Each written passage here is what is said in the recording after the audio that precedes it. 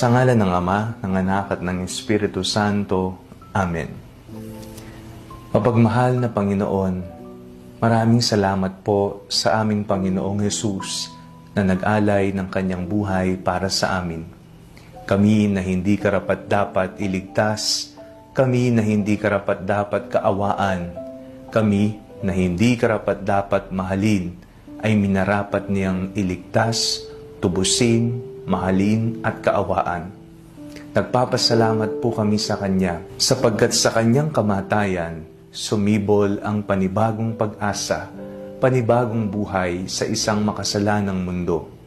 Dakila ang iyong pagmamahal, Ama, at ito'y nakita namin sa iyong anak na naparito, hindi para paglingkuran, kundi para maglingkod sa amin, at ang ialay ang kanyang buhay para sa kanyang mga kaibigan.